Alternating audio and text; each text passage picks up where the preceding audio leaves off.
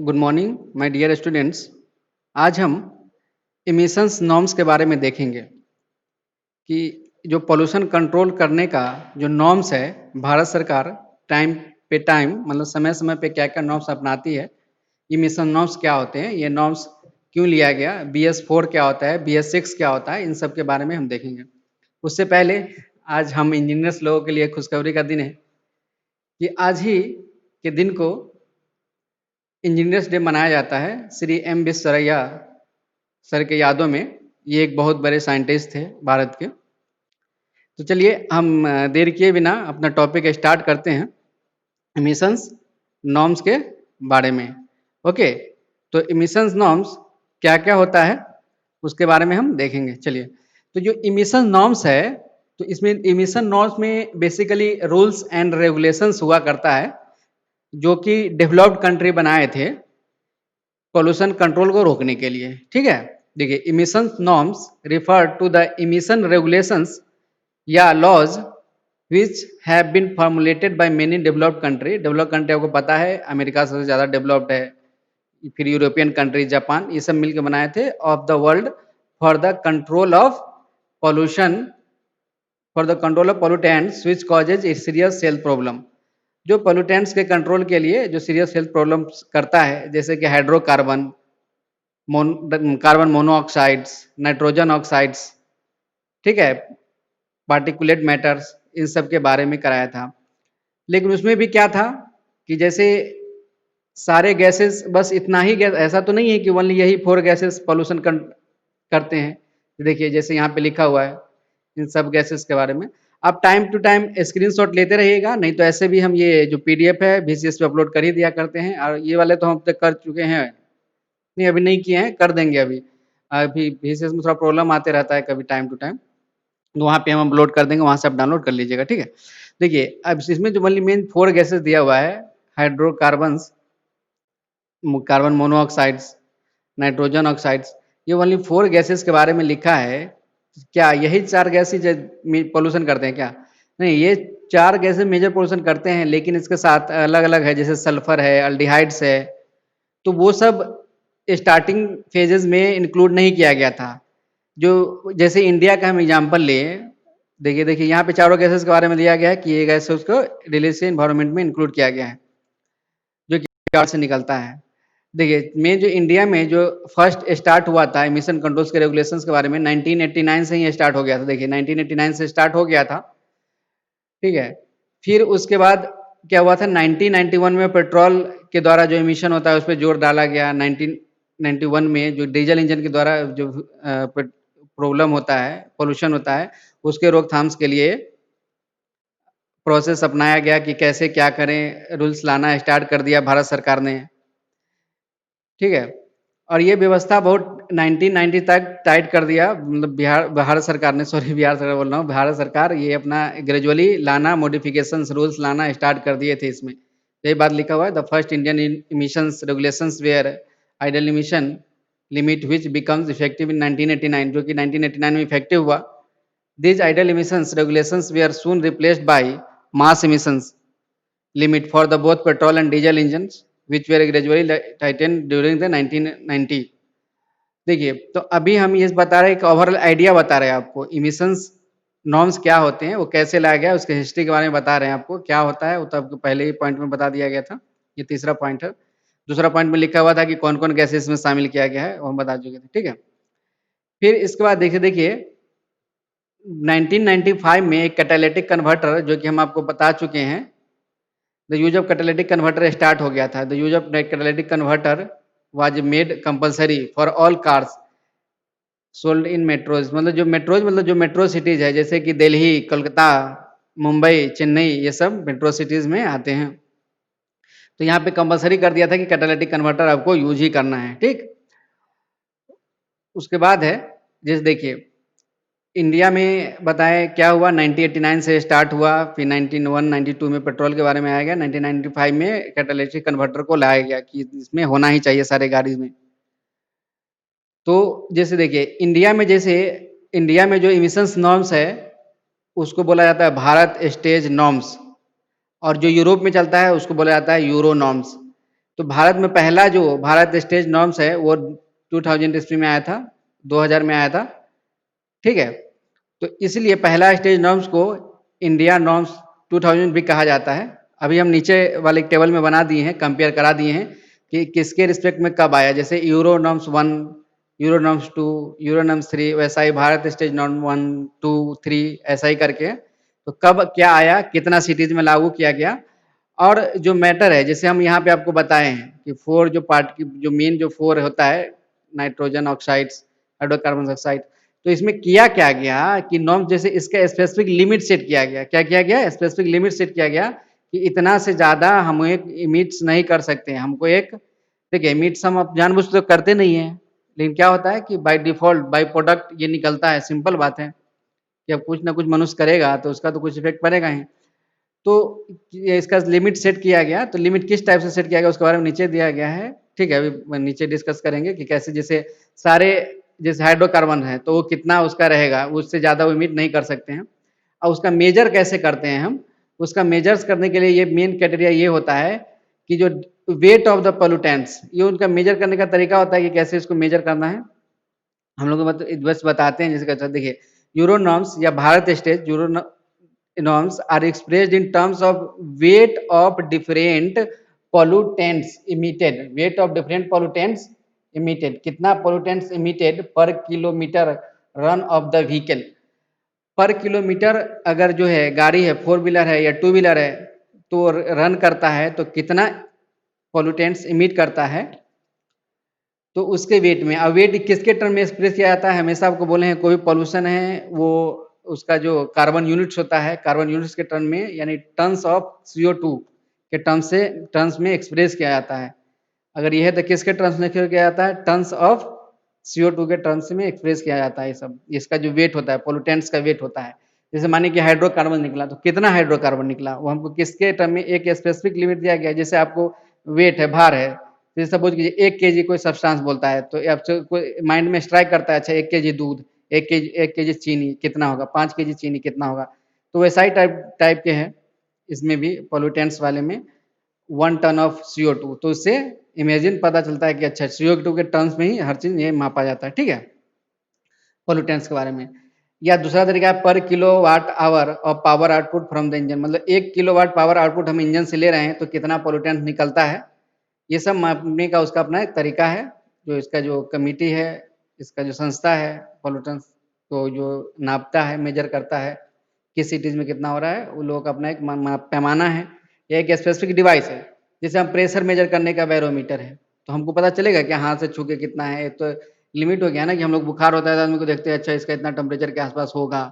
तो उस टाइप का एक स्पेसिफिक इसका अपना डिवाइस है जो कि मेजर करता है हर चीज को, ठीक है। तो देखिए, तो डिफरेंट डिफरेंट सिटी हो या फिर अलग अलग सब्सटेंसेज हो, तो उसके लिए कितना लिमिट सेट किया गया है उसका ये टेबल हम नीचे बना दिए हैं। The specific limits are given in the below table. जैसे हाइड्रोकार्बन्स है, ये यूरो वन कब, यूरो 1 किसका बात कर रहे हैं हम? 2000 की बात कर रहे हैं। इंडिया में इसी के करस्पॉन्डिंग 2000 में लाया गया था भारत स्टेज नॉर्म 1। तो वो यूरो 1 की बात कर रहा है। तो इसमें ऐसा कहा गया कि आप हाइड्रोकार्बन्स को हमको 1.10 इतना से हम ज़्यादा इमिट नहीं करना है हमको। यूरो 2 में 1 इसका सेम वैसा ही रहा। मतलब धीरे धीरे हमको क्या करना है कि कमाना है। अब ये देखिएगा, हमेशा देखिएगा यूरो 1 में ज़्यादा रहेगा, यूरो 2 में कम रहेगा, उससे कम यूरो 3 में रहेगा, उससे कम यूरो 4 में रहेगा, ठीक है। उसके बाद अभी यूरो 6 आ गया है भारत में, जो कि BS6 आया है। अभी हम आपको बताएंगे कि BS6 क्या होता है, उसमें क्या क्या होता है। देखिए कार्बन मोनोऑक्साइड के बारे में इतना सेट किया गया लिमिट। ये लिमिट आपको याद नहीं करना है, बस आपको सिर्फ इतना ध्यान रखना है कि 1 से लेके जितना भी ज़्यादा जा रहा है, हमारा मेन एम है उसको कम करने का। जो पोल्यूटेंट्स है उसका हमको कम करना है, ठीक है। ये वैल्यू आपको याद नहीं रखना है, बस हम ऐसे कंपेरेटिव के लिए टेबल में लिख दिए थे, ठीक। ये hydrocarbon, carbon monoxide, nitrogen oxide, देखिए ओनली ये 4 गैसेज दिया गया है। क्या आपको लगता है ओनली यही 4 गैसेज पॉल्यूशन करता है और गैसेज नहीं करता है? वाटर वेपर है, सल्फर ऑक्साइड्स है, ये सब तो भी तो पॉल्यूशन करता है। लेकिन सल्फर ऑक्साइड क्या है? सल्फर ऑक्साइड पहले इसमें इंक्लूड नहीं किया गया था, BS6 में उसी को इंक्लूड किया गया है। और इसीलिए बहुत सारे जो गाड़ी है BS6 गाड़ी आ गया है, ठीक है ना। तो BS6 में अभी बताएंगे क्या डिफरेंसेज है। देखिए For keeping the air clean, there is a further lowering of the level of these pollutants in Euro 3 and Euro 4. हम अभी बता चुके हैं कि इसको और कम करने के लिए, पोल्यूशन लेवल को और कम करने के लिए क्या किया गया कि यूरो 3 और यूरो 4 नॉर्म्स लाया गया। ठीक है, ठीक है। देखिए, हम एक देखिए मेरे पास एक टेबल है, उसमें अभी दिखाते हैं कि किस कौन सा ये कब इम्प्लीमेंट किया गया। ये आपको थोड़ा सा ध्यान रखने वाली बात है, ये आपको ध्यान रखना चाहिए। देखिए, इंडिया में 2000 में आया, इसी को भारत स्टेज नॉर्म 1 भी बोलते हैं। इसको क्या बोलते हैं? बीएस भारत स्टेज है ना, इसको शॉर्ट में बीएस 1 2 3 4 बोलते हैं। ठीक है, बीएस बोलते हैं इसको। तो इंडिया में 2000 में आया सबसे पहले। वो रेफरेंस कौन सा था? यूरो 1। डेट 2000 ईस्वी में आया था। पूरा नेशनल वाइज पूरे भारत में 2000 में ही ये कर दिया गया। सन 2000 में ये मतलब ये लागू कर दिया गया कि आपको ये यूरो 1 क्या लिमिट क्या था, आपको इससे पहले देखे थे। हाइड्रोकार्बन है या कार्बन मोनोऑक्साइड्स है, नाइट्रोजन ऑक्साइड्स है, उसका लिमिट जो स्पेसिफिक लिमिट सेट किया गया है, हमको उससे ज़्यादा लिमिट नहीं करना है। वैसा ही भारत स्टेज 2 था, वो किसके करस्पॉन्डिंग था? यूरो 2। देखिए यहाँ यूरो 2 लिखा हुआ है। तो देखिए भारत स्टेज 2 जो है पूरा देश में एक ही बार लागू नहीं कर दिया गया। देखिए यहाँ 2000 ईस्वी में सारा का सारा एक ही बार लागू कर दिया गया, लेकिन इसमें क्या हुआ 2001 में एनसीआर और मुंबई, कोलकाता, चेन्नई। एनसीआर मतलब नियर कैपिटल रीजन, जो दिल्ली है, गाजियाबाद, दिल्ली तो कैपिटल है, गाजियाबाद, नोएडा, ये सब एनसीआर में आता है। 2001 में वहाँ इतना जगहों पे लागू किया गया। फिर 2003 में देखिए अप्रैल 2003 में मतलब 04/2003 लिखा हुआ है, मतलब 04 से मतलब अप्रैल मंथ 2003 में ये एनसीआर प्लस 13 और जगहों पे लागू किया गया। 2005 में देखिए पूरा कंट्री, पूरा इंडिया में लागू कर दिया गया बीएस स्टेज 2। देखिए 2001 से लेके मतलब 4 साल इसको लग गया पूरा लागू करने में पूरा इंडिया में। देख रहे हैं ना कितना डिफिकल्ट होता है एक एक चीज इम्प्लीमेंट करना। फिर देखिए भारत स्टेज 3। तो भारत स्टेज 3 किसके कंपेरेटिव है? यूरो 3 के। तो ये कब आया? ये 2005 में ही, इसी टाइम एनसीआर और 13 सिटीज में ये लागू कर दिया गया। फिर वहाँ से देखिए फिर 5 साल लगा वहाँ से नेशनल वाइज में पूरे इम्प्लीमेंट करने में। ये 2010 में फिर पूरे नेशनल वाइज में इम्प्लीमेंट हुआ। उसके बाद फिर आता है भारत स्टेज 4, जो अभी चल रहा था 2020 अप्रैल से पहले BS 4 चल रहा था इंडिया में। तो यूरो 4 के करस्पॉन्डिंग है, जो कि इसका कुछ पार्ट 2004 मतलब अप्रैल 2010 में लागू किया गया इसी दिन, जो कि एनसीआर और 13 सिटीज में। और नेशन वाइड में आने में फिर 7 साल लग गया इसको पूरा ऑल ओवर इंडिया में लाने में। ठीक है, देखिए यूरो, उसके बाद से अभी यूरो 4 चल रहा था। यूरो 5 आता, उसके बाद भारत स्टेज 5 आता यूरो 5 के करस्पॉन्डिंग, लेकिन इसको स्किप कर दिया गया। बोला कि नहीं, बिकॉज इसमें थोड़ा सा मॉडिफिकेशन करेंगे, फिर लाने में टाइम लगेगा। इससे अच्छा इसको क्या करते हैं कि भारत स्टेज 6 डायरेक्टली यूरो 6 के करस्पॉन्डिंग ले आया। ये कब आया है? 4/2020 में आया ना, इसी साल आया है, 2020 में आया है ये भारत स्टेज 6, और पूरे नेशनल वाइड में लागू कर दिया गया। तो BS6 और यूरो 4 में बेसिक डिफरेंसेस क्या है? देखिए मेजर एक्सटेंट सल्फर का है। मेन जो डिफरेंस क्या है? सल्फर का है। Is the major difference between Bharat stage 4 and Bharat stage 6। इसमें हम सल्फर का अमाउंट घटाते हैं। तो कैसे घटाते हैं? देखिए पहले क्या था, BS4 में जो 50 पार्ट्स पर मिलियन सल्फर रहा करता था, फ्यूल में क्या हुआ करता था?